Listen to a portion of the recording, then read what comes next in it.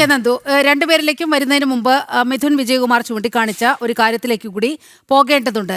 ഇതാണോ മതേതരത്വം എന്നുകൂടി ചോദിക്കേണ്ട ഒരു അവസ്ഥയുണ്ട്.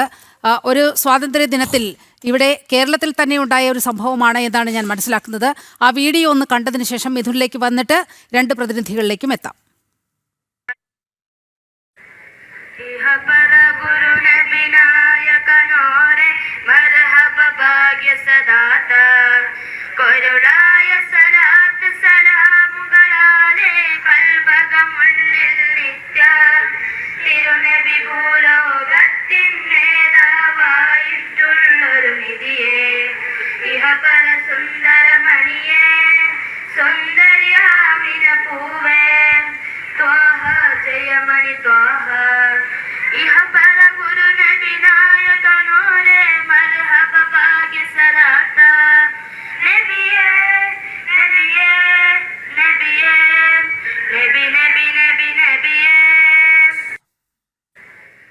മിഥുൻ, ഇത് കേരളത്തിലെ ഒരു സ്കൂളിൽ 1-2 വർഷം മുമ്പ് ഉണ്ടായ ഒരു സംഗതിയാണെന്നാണ് ഞാൻ വിശ്വസിക്കുന്നത്. അന്ന് തന്നെ ഇത് വലിയ വിവാദമായിരുന്നു. ആ വിവാദമാക്കിയത് വളരെ ദുഃഖത്തോടെ ആ വീഡിയോ പങ്കുവെച്ചത് ഇവിടുത്തെ ദേശസ്നേഹികൾ മാത്രമാണ്.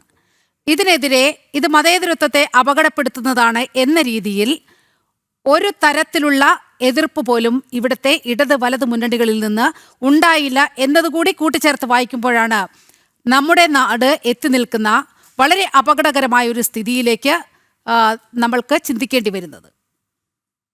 അതെ, തീർച്ചയായിട്ടും.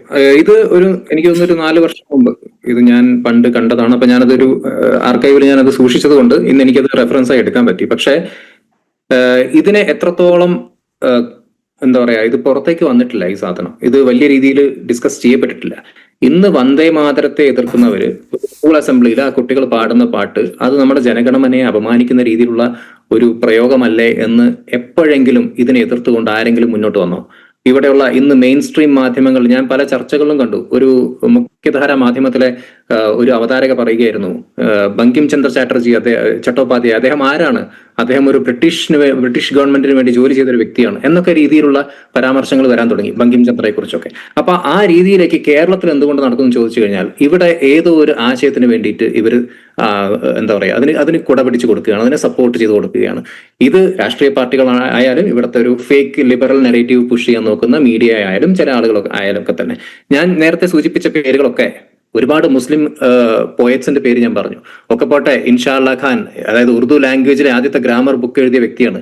അദ്ദേഹത്തിന് രാധയെക്കുറിച്ചും കൃഷ്ണനെ കുറിച്ചും ഒക്കെ എഴുതാമെങ്കിൽ ഇവരെ ആർക്കാണ് പ്രശ്നം? അപ്പൊ പ്രശ്നം എന്ന് പറയുന്നത് നമ്മുടെ കേരളത്തിൽ മാത്രം ഒരു പ്രത്യേക ഐഡിയോളജി പുഷ് ചെയ്യുന്ന ഒരു പാർട്ടി അല്ലെങ്കിൽ ചില പാർട്ടികൾക്കുണ്ട്. കാരണം അവർക്ക് ചിലരുടെയൊക്കെ അനുഗ്രഹം വേണം, അല്ലെങ്കിൽ അവരുടെ സപ്പോർട്ട് വേണം. കാരണം ജിന്നയുടെ മുസ്ലിം ലീഗിന്റെ അതേ ഐഡിയോളജിയുടെ ചെറിയ ഒരു അംശം ഇവിടെ ബാക്കിയുണ്ട് ഇപ്പോഴും.